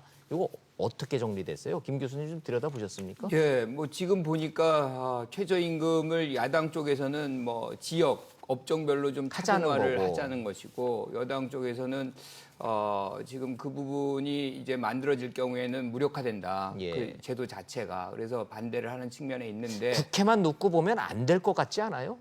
찬반 논란이 쉽지는 워낙 않은데 팽팽하니까. 김동연 장관 같은 경우는 지금 최저임금에 대한 부분을 어떻게 하든 시장의 어떤 수용성을 반영을 하겠다는 그런 하겠다는 얘기거든요. 근데 또 그래서 이낙연 총리는 못 하겠다는 거잖아요. 총리하고 부총리하고도 의견이 엇갈리던데요. 근데 이제 총리가 내주에 이제 경제 개혁에 대한 뭐 이 정책들을 제시할 거다. 뭐 네. 이렇게 지금 어제 그 내각 회의에서 얘기를 했기 때문에 우리가 좀 지켜볼 필요가 있는데 어쨌든 지금 뭐 상황이 좋으면 최저임금을 우리가 많이 올릴 수가 있어요. 그런데 네. 지금 우리가 알다시피 경기도 구조적으로 뭐 사실 어떻게 보면은 제조업들이 경쟁력을 많이 상실했잖아요. 그래서 거기서 실직이 많이 발생했고 네. 또 외부적으로도 우리가 알다시피 뭐 미중의 무역 갈등이라든가 무역 전쟁이 이루어지기 때문에 전 세계적으로 수요가 좀 낮아지고 있는 상황이니까 네. 이런 측면에서 이제 최저임금을 올리게 될 경우에는 이제 그거를 수용할 수 있는 시장의 여건이 그만큼 되느냐 이게 계속 이제 논란의 여지가 되는 거죠. 근데 중요한 거는 실질적으로 지금 실업군 그러니까 이 실업률이 올라가는 영역에서 어느 영역이 가장 크게 기여하는지를 좀 파악할 필요가 있다고 생각을 해요. 그러니까 예컨대 업종의 문제인지 아니면 네. 지역의 문제인지 그래서 이거를 관계기관이 정확하게 좀 정리를 해가지고 지금 뭐 한시적으로라도 예컨대 뭐 업종의 어떤 차이를 두게 되면은 좀 뭐 이 실업률이 좀 완화된다거나 네. 뭐 이런 식의 어떤 상황이 빚어진다 그러면 그거를 좀 고려해 볼 필요도 있겠다. 예. 워낙 시장 상황이 지금 안 안 좋기 좋다라는 때문에 거죠. 소상공인이라든가 자영업자들은 지금 뭐 굉장히 사실은 아우성이죠. 예. 이제 이런 측면을 좀 정부도 뭐 원칙은 굉장히 저는 동감을 합니다. 왜냐하면 우리가 워낙 저임금으로 이제 사실 했고 네. 그 저임금 상태에서 부익부 빈익빈이 심화된 그런 측면이 있기 때문에 분명히 원칙적으로는 한해 방향이 올라가야 되는 건데 네. 문제는 시장이 수용성이 지금 굉장히 약화돼 있는 상황이기 때문에 그거를 좀 조정할 필요는 좀 예. 있겠다 이런 생각이 좀 듭니다. 예, 효율성을 위해서 우리 저 교수님들이나 변호사님처럼 전문가 영역에 계시는 분들이 찬성하느냐 반대하느냐 개인적인 관점과 견해는 제가 여쭙지 않겠습니다. 이게 어떻게 될 것 같냐라는 이 시장의 궁금증을 저는 지금 더 중시하기 때문에 서 변호사님, 상공인 연합회 소상공인들은 차등 적용 이번에 안 되면 실망들이 크겠죠. 그렇죠. 정치적 부담도 될 거예요. 욕구가 분명히 있죠. 김동연 부총리는 좀 하겠다는 의지가 있는 것 같고, 자 어떻게 될 것 같습니까? 저는 이게 최저임금 저렇게 차등 적용이 상당히 맞다고 보는 게 예. 예를 들어 이게 일단 최저임금 통계가요. 우리나라는 이게 또 이게 주유 수당 있잖아요. 예. 이런 이게 수당까지 합치면 이미 10,000원은 돌파했어요. 예. 근데 이 최저임금이 전 세계 여러 나라가 제도가 있는데 우리나라만큼 이게 많이 적용되는 나라가 없어요. 우리나라는 이게 거의 아마 근로자의 한 4분의 1 정도 네. 이렇게 최저임금 적용 받을 겁니다. 네. 그럼 이게 자본주의 국가에서 근로자의 월급을 나라에서 그만큼 정하는 게 관계 맞는가? 시장이 정해야 될 거를 정부가 그거는 이게 정하는 시장의 수급에 의해서 정했는데 너무 많다. 적용 범위가 외국에는 이게 한 몇 프로 정도가 최저임금 적용 받을 그런데 거예요. 예, 일각에서는 미국처럼 땅덩어리가 넓어서 주와 주가 완전히 다른 나라처럼 돼 있는 데서는 법도 다르고 연방제로 되니까 차등 지급이 가능한데 대한민국은 땅덩어리냐고 요만하고 일일 생활권이기 때문에 여기 경기도에서는 얼마인데 저 부산에서는 얼마라 그러면 못 견딘다고. 그건 아니고 제가 주장하는 거는요. 예. 예를 들어 이게 지금 법에 보면 이게 도시하고 농촌은 많잖아요. 네. 예를 들어 이게 도시 서울 같은 데는 최저임금 10,000원 좋아요. 그러게 시골의 농촌에 가면요. 네. 농사를 가면 이게 생산성도 낮다 보니까 최저임금 이하에도 일하겠다는 어르신들 수요가 있다 이거죠. 충분히 있죠. 예. 예를 들어 이게 변호사 예. 이게 김매기한테도 최저임금 적용해서 무조건 다 주라. 이거는 지나치잖아요. 따라서 이게 농촌은 뭔가 이게 특징을 둘 수 있는 거예요. 예, 예. 왜? 어차피 연세 드신 분들이 그 임금 이하로도 일하는 사람이 있단 말이에요. 논리적으로 아주 설파를 잘하시고 계시니까 차등 지급해야 된다라는 논리 전개는 이제 그만하셔도 될 것 논리가 같고. 그 지역 하나. 그다음에 사람별로 따라 외국인들 있죠. 예. 예를 들어 이게 뭐 베트남에서 왔다, 방글라데시에서 왔다. 이런 분들에게 최저임금 한국에 사람하고 똑같이 주의됩니까? 저는 이게 외국인들은 그 나라의 평균 소득도 있잖아요. 예, 예. 따라서 이게 뭐 아니 최저임금 올라서 제일 혜택자가 외국인 그러니까요. 노동자들이라며요. 그럼 이게 우리나라가 싼 노동력 때문에 지금 외국 이민이 많이 들어오고 있잖아요. 예, 예. 이런 분들한테 이게 우리나라하고 똑같이 몇백만 원 주라. 이게 물론 인도주의적 차원에는 몰라도 이게 현실에 좀 맞는가 이런 의문이 드는 거예요. 차등. 그래서 차등 지급으로 갈 것 같다라는 말씀이신 거예요? 갈지는 않을 것 같은데 저는 해야 된다고 주장합니다. 안 될 저는 것. 서정욱 변호사님 말씀 들으면서 제가 좀 조금 뭐랄까요, 상당히 좀 우리 제가 평소 서정욱 변호사 존경하지만 오늘 논리는 정말 제가 받아들이기 힘들다는 생각이 네. 듭니다. 첫째 아까 농촌에 대한 비유를 하셨는데 농촌에 만약에 최저임금 차등 적용해서 농촌으로 가면 예를 들면 한 70% 주고 서울에 비해서 한 70% 준다고 한다면 대한민국 농촌 지금 이 상황이어서도 지금 거의 다 붕괴됐다고 하는데 저는 아마 그 농촌이라는 단어 자체가 사라질 겁니다. 그 지역 자체가 없어질 거예요. 그리고 현실적으로 만약에 농촌 차별하는 그런 법안이 통과될 것 같아요. 천만의 말씀. 국회의원들이 표를 먹고 사는 사람들인데 그 사람들이 통과시 안 시킵니다. 통과시킬 수가 없죠. 저는 뭐 국회의원들의 그 논리라는 것 자체가 아니라 지금 대한민국처럼 지역 갈등과 지역 차별에 대한 이 상당한 비판과 갈등이 심한 사회에서 만약에 예를 들면 서울 중심으로 해서 여기는 좀 더 주고 지방 도시들은 적게 준다는 식의 발상 자체는 대한민국을 거의 문 닫자는 이야기의 발상과 똑같다는 것이고 두 번째 아까 외국인들이 말씀하셨는데 외국인 노동자가 그럼 제공하는 노동의 질은 그럼 대한민국 노동자보다 질이 떨어집니까? 저는 그런 식의 발상 자체가 일종의 인종차별이고 일종의 차별적인 생각을 갖고 있는 것이 아닐까. 과거 우리가 60년대, 70년대 우리가 독일에 가고 우리가 사우디 가고 그때 가서 우리나라 사람들이 그럼 독일 사람들에 비해서 그 차별되는 임금을 받았을 때 가면 우리나라 사람들 가만히 있었겠습니까? 그런 걸 통해서 또 우리가 해외 근로자를 통해서 우리가 이만큼 또 성장했잖아요. 그렇다면 우리가 나름대로 어느 정도 사는 그 경제적 지위가 올라왔다고 한다면 그거 조금 나눠서 다른 저개발 국가도 좀 더 잘 살게 만들어주는 거 뭐가 나쁩니까? 네. 저는 그런 부분에 제가 정말 좀 그러니까 실망이 제가 이게 이상적으로는 차 교수님 말씀 다 맞아요. 난민도 문제도 마찬가지고 그렇게 방글라데시에서 10만 원 받다가 우리나라 10배 받으면 100만 원이에요. 네. 근데 이런 분들도 그럼 200 몇십만 원 다 똑같이 맞춰줘야 되는 거는 현실적인 예, 고려. 현실적으로를 좀 고려를 좀 왜냐면 이게 하자는 이상적으로는 얘기고. 다 맞는 말씀인데. 그러니까 그래, 저희가 현실적인 너무 고려라고 한다면 제가 한 말씀만 드리면, 그러니까 저는 이 최저임금의 이 차등 적용이 답이 아니라 속도 조절은 필요할 수 있다. 속도를 조절하자. 그러나 그것은 차등 적용은 저는 답이 아니라고. 예, 아니, 그러니까 국회 경험이 있으신 차 교수님은 국회 돌아가는 거 보면은 차등 적용이 지금 어려울 거라고 지금 보시는 것 같아요. 혹시 말이죠. 그렇게 저 극단적으로 지금 찬반으로 우리가 갈 게 아니고 합리적인 대안으로 최소한 업종별, 그다음에 규모별, 뭐 종업원 수 몇 인 이상 이하 요 정도는 차등 적용이 가능할 것 같은 생각도 듭니다만은 저는 그 시장 상황이 부분을 어떨까요? 고려를 해봐야 된다고 생각을 해요. 그 왜냐하면 정도? 한국 사회에서 이제 자영업자들은 굉장히 사실 열악하거든요. 상황이. 예를 들어서 5인 미만의 소규모 영세 사업자들한테는 차등 지급 시장의 지불 능력을 고려한다. 이 정도는 합의가 그렇죠. 가능할까요? 예컨대 뭐 식당 같은 경우는 뭐 대부분이 그렇거든요. 예, 근데 예. 이제 그런 부분에서 가족이 감당할 수 있는 영역도 한계가 있거든요. 있고, 그래서 예. 저는 그런 부분은 국회가 뭐 여러 가지로 고민이 많겠지만 이거는 생각을 좀 해줘야 된다고 생각합니다. 예. 우리가 사실은 많은 부분들이 이제 실업분들이 늘어나면서 사람들이 이제 뭐 일을 안 할 수가 없으니까 자영업을 해요. 네. 자영업을 하는데 그 토대가 만들어질 수 있는 것 토양을 어느 정도 만들어주는 것도 국민에 대한 네, 어떤 네. 지원이 차원이기 때문에 그 부분에서는 저는 뭐 식당 같은 경우 더더욱 그렇습니다. 예. 이게 뭐 실질적으로 뭐 아까 속도 조절도 말씀하셨지만 계속해서 올라갈 경우에는 예. 뭐 문을 계속 열고 있을 수가 없는 상황이 있거든요. 식당도 강남에 기업형으로 종업원 수십 명이 있고 막 이런 데는 당연히 최저임금 적용해서 그걸 저 인정해 줘야 되는 거고 다만 저 영세한 지역에 한 5인 미만 뭐 종업원 1명 알바생들 쓰고 이런 데까지도 최저임금 적용하면 가게 문을 닫아야 될 상황이면은 좀 적용해야 해달라는 이 논리. 뭐 멀리 갈 거 없고요, 시청자 여러분. 국무회의도 아마 이런 똑같은 토론을 지금 할 겁니다. 이게 짧게. 예. 저는 이게 딱 한마디로 말해서 그럼 최저임금 이하로 일할 근로 의사를 있는데 예. 그럼 이게 실업자로 지내야 됩니까? 지금 이게 최저임금 때문에 네. 실업자가 많이 늘은 건 통계로 증명되죠.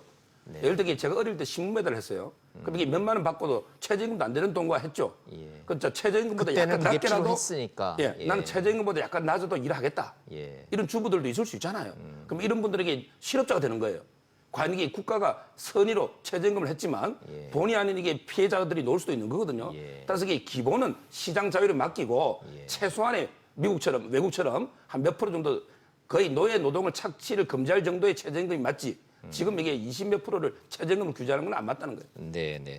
알겠습니다. 뭐 최저임금에 관한 한은 이제 국민 여러분들, 시청자 여러분들도 이제 거의 전문가 수준까지 이제 이 그 지식이 축적이 되셨으니까 이 교수님들하고 변호사님들이 어떤 논리를 전개하시는지 충분히 이해하리라 믿습니다. 자, 갈 길이 바빠서 얼른 가보겠습니다. 정계 개편 얘기 이 얘기 좀 해야 되겠네. 이거 저기 손학규 대표가 갈 사람 가라. 누구한테 한 얘기예요? 지금 갈 사람 가라라는 얘기가? 굉장히 심기가 불편하신 모양입니다. 그래서 최근에 보신 적 있으세요? 아니요, 손학규 저 대표님? 최근에 뵌 적 없습니다. 심기가 많이 불편하시네. 언론 상당히 보도만 심기가 보니까. 불편할 수밖에 없겠죠. 본인 입장에서는 본인 중심으로 해서 소위 말해서 중도 보수 개혁을 하겠다는 의지가 아주 강하신 분 아니겠습니까? 자유한국당에서 아유 그 바른미래당 그냥 일로 들어오시오 큰 집으로 자꾸 좀 이러는 모양이에요. 근데 현실적으로 지금 그 이 바른미래당의 지금 구성을 보면 예. 이 과거 국민의당이 한 70%, 70%. 지금 바른정당이 한 30% 정도 되잖아요. 네. 그렇다고 한다면 지금 손학규 대표 입장에서는 사실 국민의당이 70%라는 건 국민의당이 과거 지난 2016년 총선에서 어디서 바람을 일으켰습니까?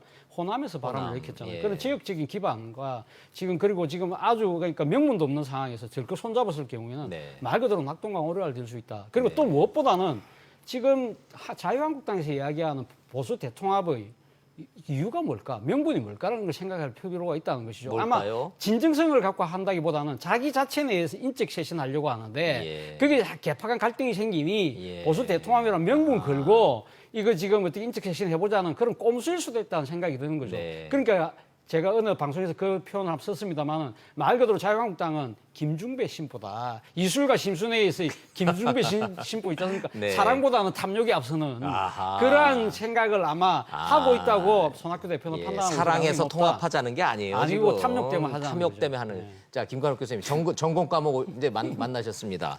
자, 갈 사람 가라 그러는데 그 갈 사람이 구체적으로 누구? 혹시 유승민 대표를 그러니까 얘기하는 미래당 거예요? 출신들을 이제 겨냥을 하겠죠. 그런데 뭐 유승민 전 대표 같은 경우도 굉장히 부정적으로 예. 반응이 지금 나온 것 같아요. 근데 그럴 수밖에 없는 거죠. 기본적으로 자유한국당이 쇄신의 자기 완결성이 없기 때문에 지금 저렇게 하는 거거든요. 네. 그러니까 뭔가를 스스로 못하니까 자꾸 남이 가만히 오라는 있는 뭐 바른미래당 계속 쑤셔가지고 거기에서 무슨 뭐 아주 큰 테두리 뭐나 이루어질 수 있는 것처럼 우리가 얘기하는 예. 뭐 보수 대연합이라든가 통합이라든가 이런 연기를 품어서 뭔가를 만들어 보겠다는 건데 저는 심보가 문제가 아니라 역량이 없다고 생각을 해요. 그리고 역량이 없기 때문에 자꾸 남의 당을 이제 건드리고 그렇게 하지만 문제는 뭐냐면 역량을 갖추게 되면 오지 말라 그래도 옵니다. 예, 그러면요. 국민들이 갖고 있는 근본적인 질문. 그 갈 사람 가라 그러는데 있습니까? 없죠. 지금 상황에서는 없어요. 저는 뭐 자유한국당 스스로가 쇄신 역량이 지금 안 보이는 거죠. 예. 쇄신이 안 되니까 비대위원장이 또다시 다른 분에게 지금 뭐 이 조강특위를 맡기고 조강특위는 거의 혁명궁처럼 등장을 했는데 가진 역량은 안 되고 예. 뭐 그러니까 계속 공중전만 지금 하고 있는데 실질적으로 그 나중에 가서 누군가를 이제 나가시게 하고 또 불러 모으시고 이런 작업이 이루어져야 되는데 최소한 지금은 아니군요. 저는 뭐 굉장히 요원하다고 예, 생각합니다. 손학규 예. 달리 보는데요. 달라요? 왜냐하면 이게 예. 나가라고 손학규 대표가 한 분은요. 예. 저렇게 바른당 출신들 있잖아요. 네. 예를 들어 이게 유승민, 네. 하태경, 예. 오신환, 그다음에 국민의당 중에도 이현주 있죠. 네. 이런 분이 상당히 보수 목소리를 내기 때문에 나가라는 뜻인데 저는 이게 갈라설 걸로 봐요. 왜냐하면 이게 그 전원책 변호사가 예. 결국 이게 기본적으로는 이게 그 박근혜 문제만 정리되면 네. 바로 이게 보수 단일대우로 가자는 거고 저는 이게 유승민계 있잖아요. 예. 이런 분들이나 이현주 의원 이런 분들에게 바른미래 탈당해서 네. 뭔가 이게 보수 단일대우에 동참할 걸로 예상됩니다. 궁극적으로는 갈라서서 보수 대통합으로 갈 거라고 예상하시는 그렇게 거예요. 예.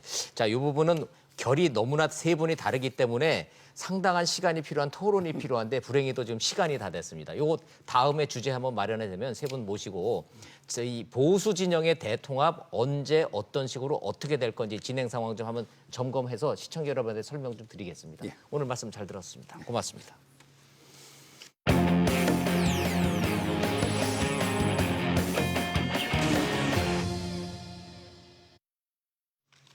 죄송하지만 또 불편한 말씀도 드리게 생겼습니다. 이재명 경기지사 신체 검증 받아서 점 없다는 걸 확인을 받았다는데 사실 많은 국민들이 이재명 지사가 점이 있거나 말거나 나랑 무슨 상관이냐는 말씀을 하시기는 합니다. 그런데 정치적으로 이게 의미가 있기 때문에 이 내용 좀 전해드리고 이슈 따라잡기로 다시 돌아오겠습니다.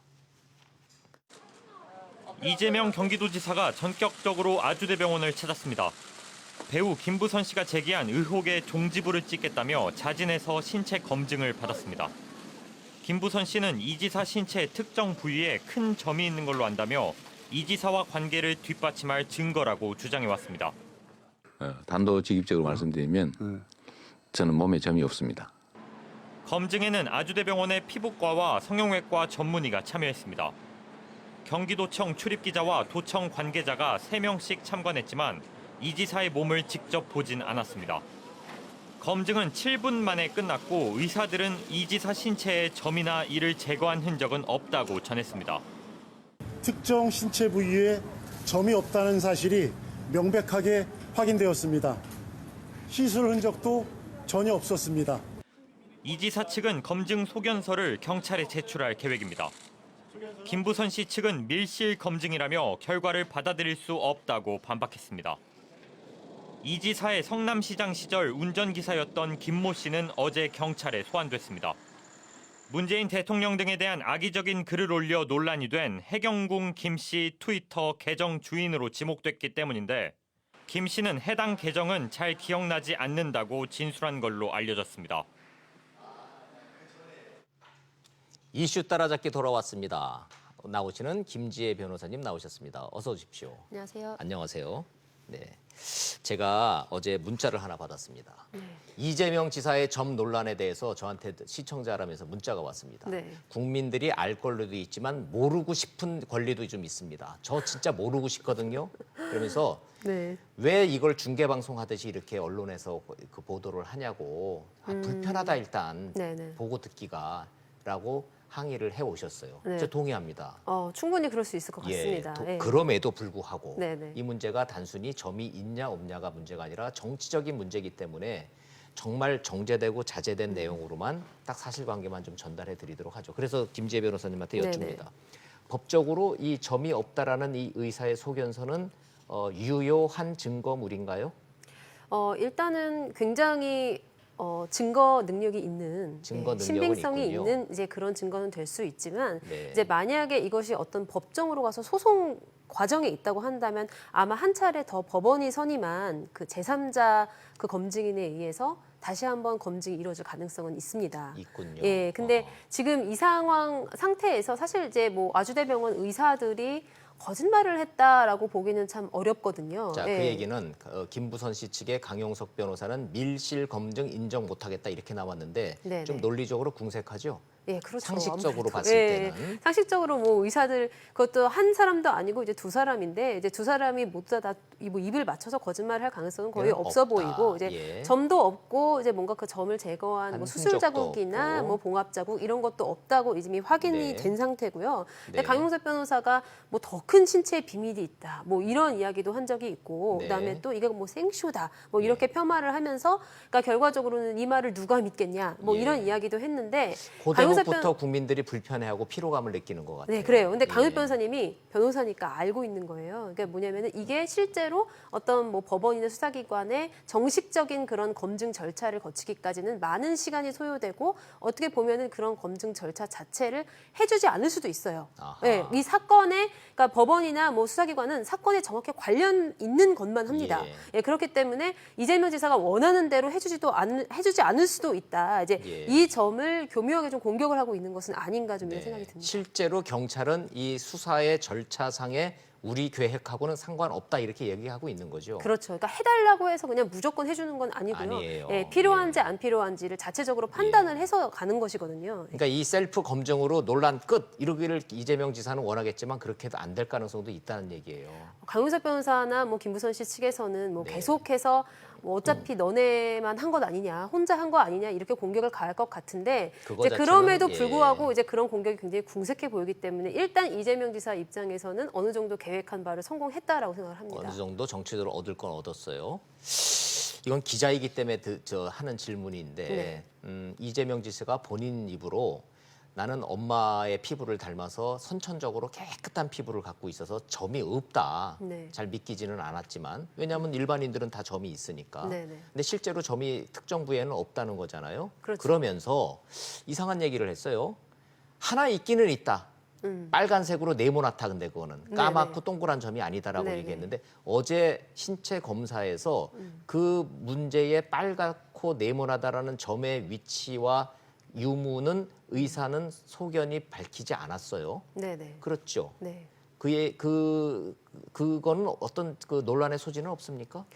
논란의 소지가 있다기보다는요. 일단은 김부선 씨가 먼저 이야기를 한 것이 어떤 특정한 신체 부위에 동그랗고 까만 큰 점이었단 말이에요. 그러니까 그것이 있는지 없는지만 확인을 해주면 되는 것이지. 아하. 다른 부분에 예. 뭐 어떤 점이 있다 이런 굉장히 사생활적인 부분이고. 별건이다 예, 이거네요. 별건인데다가 이제 게다가 미리 정보를 줄 필요도 없는 거죠. 이재명 지사 예, 입장에서는. 예, 예.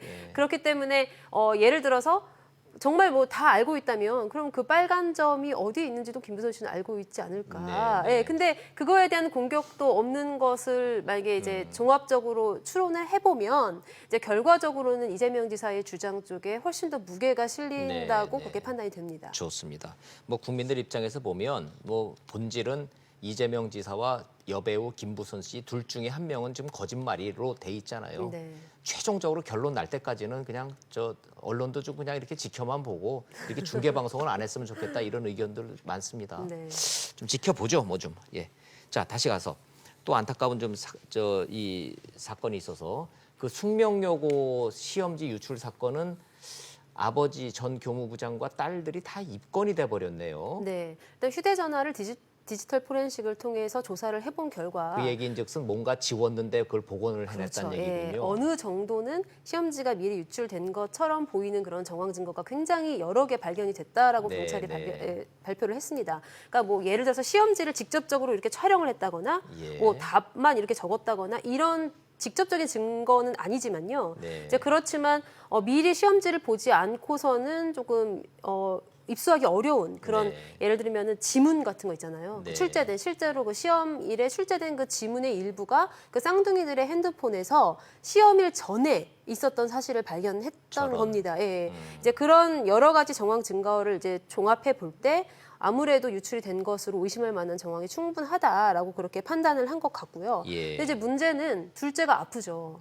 네, 예, 자꾸 지금. 이렇게 조사를 받을 때마다 가슴이 답답하다, 심리적으로 엄청난 스트레스를 받은 것 같다라는 추정이 충분히 가능해요. 네, 그 10대의 나이로는 굉장히 그 경찰 조사라는 것이 일반 성인들도 일단 들어가기만 하면은 정말로 위축되고 엄청난 스트레스를 받으면서 나오고 정말 다시는 받지 않고 싶다라고 이야기하는 의뢰인들이 굉장히 많은데, 네. 예, 그런데 이제 10대의 나이에 그런 압박감을 좀 이기기 좀 예. 힘들었을 것으로 보이고, 그래서 6일 한 번, 14일 한 번 하고요. 조사를 네. 받았는데 이제 둘 다 조사를 제대로 못 받았어요. 그런 예. 호흡곤란 증상 때문에. 그리고 지금 현재는 경기도의 한 병원에 입원해 있는 상황이거든요. 허허. 그래서 경찰은 향후에 네. 이제 약간 그 2학기 중간고사 성적을 학교 측에 좀 요구를 한 상황이래요. 그래서 네. 이제 그런 것들까지 모두 자료를 종합하고, 그리고 이제 이 둘째의 어떤 그 주치의 의견까지 참고를 해서 다시 한번 재소환해서 피의자 신문을 하고, 그러고 나서 이제 결정을 한다는 방침입니다. 그렇군요. 아하, 참 성적이 뭐라고? 예, 그 성적이 뭐라고 이 아버지와 딸 두 딸이 이런 혐의를 받아서 이렇게까지 가는지, 뭔가 좀 공분보다는 이 사건은 좀 국민들이 좀 안타까워하는 것 같아요. 마음 아파하고. 네. 성적이 뭐라고, 우리 사회의 단면을 들여다보는 것 같아서. 네, 그러니까 아버지인 교무부장의 어떤 그런 자녀에 대한 욕심인데, 그것이 강박관념에서 비롯된 것으로 보여요. 이제 한국 사회에서 어떤 예. 좋은 대학이 가지는 메리트, 이제 이런 글쎄요. 것들에 대한 유혹을 좀 이기기 어려웠을 것 같고, 그리고 솔직히 이 학생들 입장에서는 답을 아는데 그 네. 답을 적지 않은 것도 조금 우리가 상식적으로 그러게요. 예측하기 힘든 일이잖아요. 그리고 또 아버지의 잘못이 정확히 알고 있는지 여부도 지금은 정확하지는 않은 것 같아요. 그러니까 그러게요. 아버지가 예상 문제다라고부터 그냥 이렇게 정보를 준 것인지, 아니면 정확히 이게 시험지를 내가 본 시험지야라고 해서 알려줬는지, 이 과정은 정확히 들어가지 정확히 않았잖아요. 안 예. 나왔어요. 그런 상황에서 이제 좀 쌍둥이들 같은 경우에는 아무래도 이제 그 부모의 잘못을 자식 입장에서는 지적하기 어렵지 않았을까, 네, 이제 이런 네. 생각이 좀 듭니다. 아, 이게 예민한 10대 여학생들이기 때문에 더 걱정이 큽니다. 네. 같은 부모 입장에서 봤을 때 그 문제의 전교 1등 된 성적은 0점 처리됐다며요. 네. 아. 이제 아무래도 이제 만약에 혐의가 구체적으로 밝혀질 경우에는 그렇게 뭐 성적 처리 0점보다도 네. 아마 뭐 퇴학 등 굉장히 좀 강경한 조치가 나오지 않을까 이렇게 생각을 예. 하는데, 이제 물론 뭐 검정고시를 보고 그렇게 해가지고 대학에 입학할 수는 있지만 이미 이게 지금 전국적으로 굉장히 유명한 사건이 됐기 때문에, 그러게요. 예, 이 향후 아이들의 어떤 진로 선택이나 이런 거에 있어서 혹시 어떤 큰 장애가 발생하지는 않을지, 이런 것도 좀 우려되는 상황입니다. 그러게요. 예, 성적이 뭐라고 우리 사회 모두가 가지고 있는 숙제 같습니다. 변호사님이시니까 좀 잔인한 질문이긴 합니다만은, 이렇게 되면은 세 명이 전부 다 법적으로 피의자 신분이 되는 겁니까? 예, 그렇게 되겠죠. 혐의는 뭡니까? 혐의는 업무방해죄고요. 업무방해죄로. 이게 업무방해죄가 뭐 5년 이하의 징역이라고 해가지고 막 그렇게 중범죄는 아니지만, 네. 이제 제가 말씀드렸듯이 이제 어떤 그 아이들의 장래에 계속해서 이제 이런 어떤 꼬리표가 예. 달라붙는 이제 그런 일과, 그다음에 또 교사인 아버지가 사실상 해임 처분을 당하거나 이럴 경우에는 이제 그동안 재직하면서 뭔가 이렇게 쌓아왔던 연금이라든지 이런 혜택도 전부 없어지게 되고, 이제 그리고 그다음에 교사로서의 어떤 명예가 굉장히 실추되는 이제 그런 사태를 종합적으로 보면은 그렇게 가벼운 처벌은 아닐 수 있겠다라는 생각이 듭니다. 애초부터 하지 말았어야 될 일을, 그 유혹을 견디질 못했던 게 네. 너무나 많은 비극으로 지금 번지고 있는 것 같습니다. 그러니까 그래서 시스템이 문제라는 얘기가 나오는 그렇죠. 것이, 예. 애당초 그 같은 학년의 교무부장을 아버지가 맡고 있다는 사실도 이상하고, 네. 그리고 그 아버지가 다른 교사의 감독 없이 50분간 단독으로 시험 문제를 볼 수 있게 만든 네. 이제 그런 환경적 요인이 모두 겹쳐지면은 어느 누가 정확히 나는 절대 그런 짓을 하지 않는다라고 이야기할 수 없는 네. 그런 상황인 거는 맞는 것 같습니다. 맞습니다. 경찰도 매우 조심스럽게 지금 수사를 진행하고 있으니까 한번 좀 지켜보도록 하겠습니다. 안타깝다라는 개인적인 그 평가는 안 할 수가 좀 없네요. 자, 이번에는 안타까운 것보다는 이제 국민적 공분으로 좀 넘어가 보죠. 조현민 대한항공 전무에 대해서 그동안에 우리 사회가 가졌던 관심과 이 난리를 친 거에 비해서는 수사 결과를 보면 허망하다, 허탈하다, 이게 뭐지 뭐 이런 반응들이 좀 많아요. 근데 이제 어떻게 보세요, 변호사로서? 대부분은 그 정도 아무래도 결과적으로 나오는 것이 없을 것이다라는 예측을 했던 것 같아요. 아하. 예, 그랬는데 법조계에서는 이거 어차피 기소 대상 아니라고 처음부터 봤었나요? 이제 그건 이제 수사 과정을 보면서 확정할 일이지만 예. 왠지 아마 대한항공이라는 뒷배가 있는 조현민 전 전무 같은 경우에는 예. 아마 피해자들과 합의를 할 것이고요. 예. 또 폭행 사건 같은 경우에는 합의를 거치고 나면은 처벌을 못하게 되어 있기 때문에 아마 네. 그런 식으로 그걸 유야무야 이른바 법률용어로 반의사 처벌죄라고 그런다며요. 예, 반의사 불벌죄라고 하는데 예. 이제 그런 여러 가지 절차를 통해서 결과적으로 그러니까 실제적인 법률적 조치를 취하는 것은 네. 약간 좀 불가능하지 않을까 이제 이런 예상은 했었는데 그래도 예. 불구하고 6개월간 진짜 한 11개 정도의 그런 사법 당국이 막 달려들어서 이 일가를 그렇게 집중적으로 수사를 하다 보니까 혹시나 어떤 성과가 있을까라는 기대도 잠깐 했던 것은 사실입니다. 예.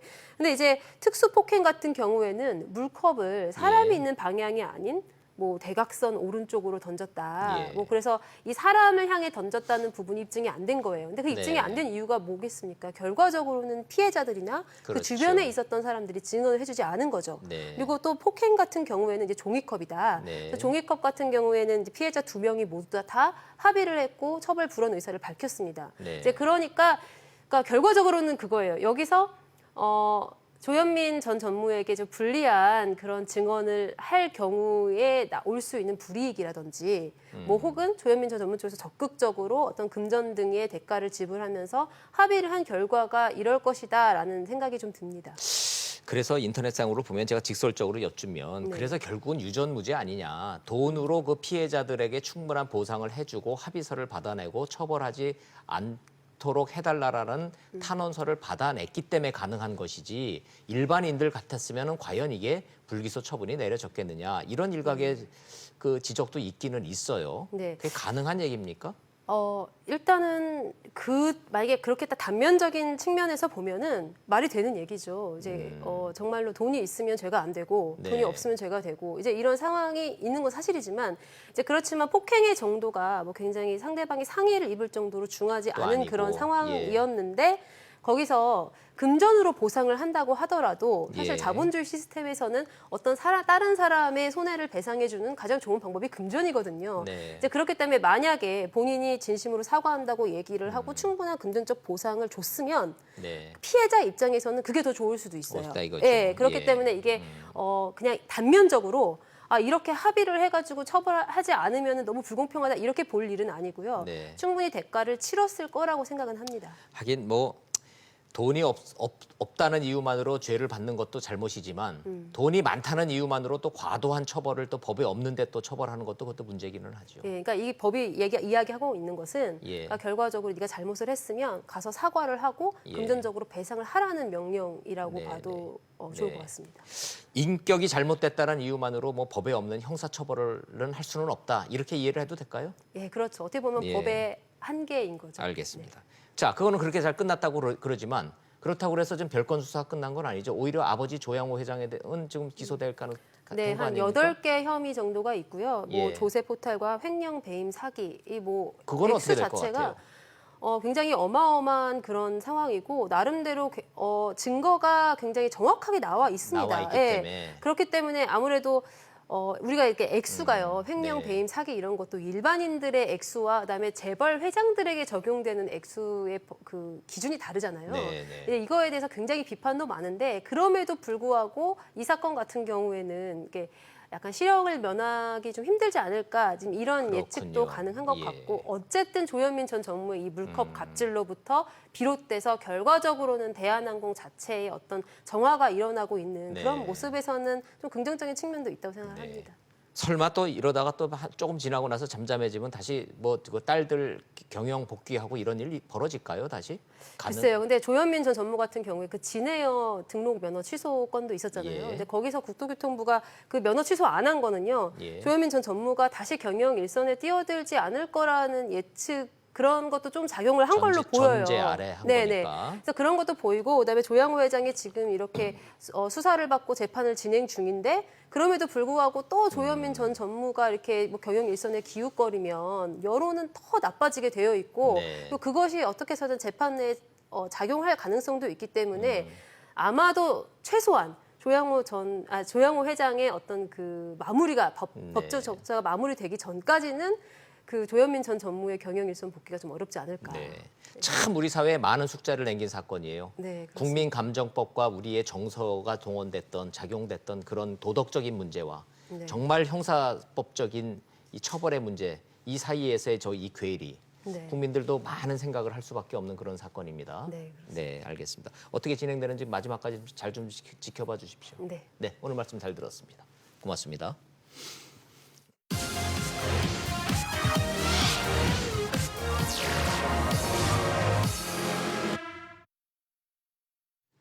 사립유치원 비리 폭로, 민주당 박용진 의원입니다. 한쪽에선 이런 주장이 나왔습니다.